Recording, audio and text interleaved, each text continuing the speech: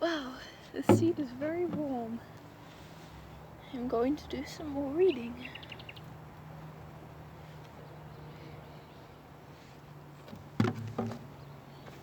I hope you can hear me.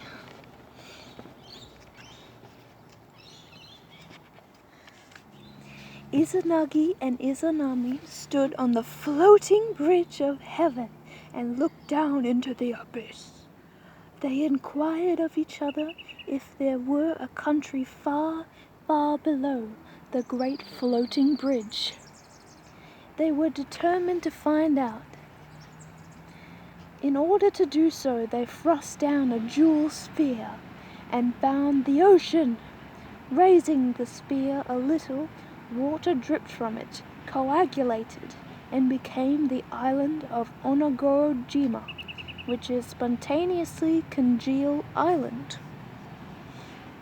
Upon this island the two deities descended. Shortly afterwards they desired to become husband and wife, though as a matter of fact they were brother and sister. But such a relationship in the East has never precluded marriage. These deities accordingly set up a pillar on the island. Izanagi walked around one way and Izanami the other. When they met, Izanami said, "How delightful! I have met with a lovely youth." Or one would have thought that this naive remark would have pleased Izanagi. But it made him extremely angry, and he retorted, "I am a man, and by that right should have spoken first. How is it that on the contrary thou, a woman, shouldst have been the first to speak? This is unlucky. Let us go round again." So it happened that the two deities started afresh.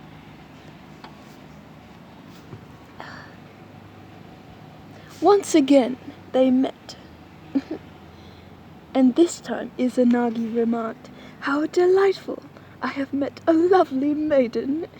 Shortly after this very ingenious proposal, Izanagi and Izanami were married. When Izanami had given birth to islands, seas, rivers, herbs, and trees, she and her lord consulted together, saying, "We have now produced the great 8-island country, with the mountains, rivers, herbs, and trees. Why should we not produce someone who shall be the lord of the universe?" The wish of these deities was fulfilled, for in due season Amaterasu, the sun goddess, was born. She was known as Heaven Illumine of great deity, and was so extremely beautiful that her parents determined to send her up the ladder of heaven, and in the night sky above to cast forever her glorious sunshine upon the earth. Their next child was the moon god, Princess Luna. No, I'm kidding. Tsukiyumi. His silver radiance was not so far as the golden effulgence of his sister, the sun goddess. But he was nevertheless deemed worthy to be her consort. So up the ladder of heaven climbed the moon god. They soon quarrelled, and Amaterasu said, "Thou art a wicked deity. I must not see thee face to face."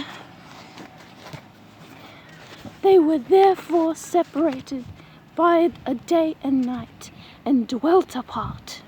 The next child of Izanagi and Izanami was Susanoo, the impetuous male. We shall return to Susanoo and his doings later on, and content ourselves for the present with confining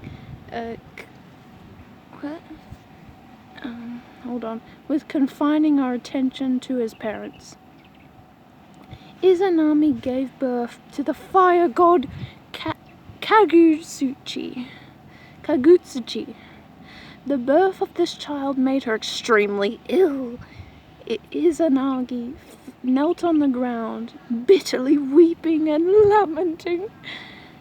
But his sorrow availed nothing, and Izanami crept away into the land of Yomi, which is known as Hades.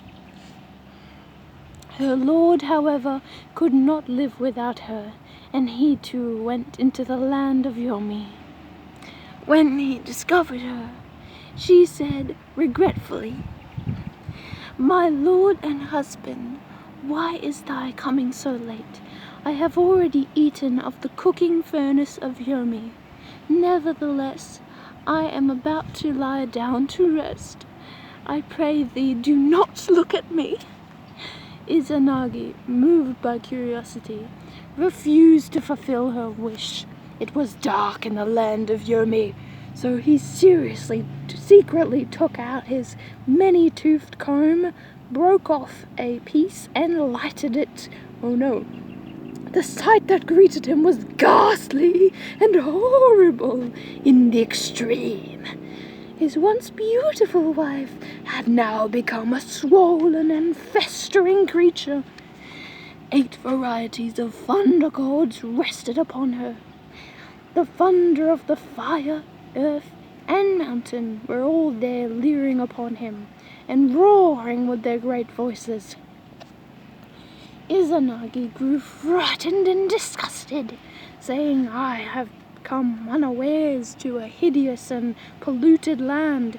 His wife retorted, "Why didst thou not observe that which I charged thee? Now am I put to shame." Izanami was so angry with her lord for ignoring her wish and breaking in upon her privacy that she sent the 8 ugly females of Yomi to pursue him. Izanagi drew his sword and fled down the dark regions of the underworld. As he ran, he took off his headdress and flung it to the ground. It immediately became a bunch of grapes. When the ugly females saw it, they bent down and ate the luscious fruit. Izanami saw them pause and deemed it wise to pursue her lord herself. By this time, Izanagi had reached the even pass of Yomi. Here he placed a huge rock and eventually came face to face with Izanami. One would scarcely have thought that amid such exciting adventures, Izanagi would have solemnly declared a divorce. But this is just what he did do. Oh, shocker. To this proposal, his wife replied, "My dear lord and husband, if thou sayest so, I will strangle to death the people in one day." This plaintive and threatening speech in no way influenced Izanagi, who readily replied that he would cause to be born in one day no less than 1,500. The above remark must have proved conclusive, for when we next hear of Izanagi, he has escaped from the land of Yomi, from an angry wife, and from the 8 ugly females. After his escape, he was engaged in copious ablutions, the way of purification, from which numerous deities were born. We read in the Nihon Shoki, after this, Izanagi, his divine task having been accomplished, and his spirit career about to suffer a change, built himself an abode of gloom in the island of Ahaji, where he dwelt forever in silence and concealment. Yeah, that was good. That was a good story.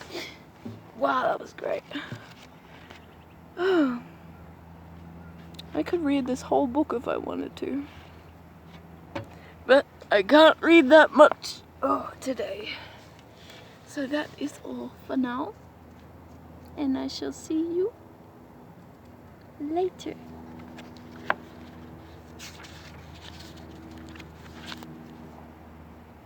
Bye-bye. Bye-bye. I hope you enjoyed my reading.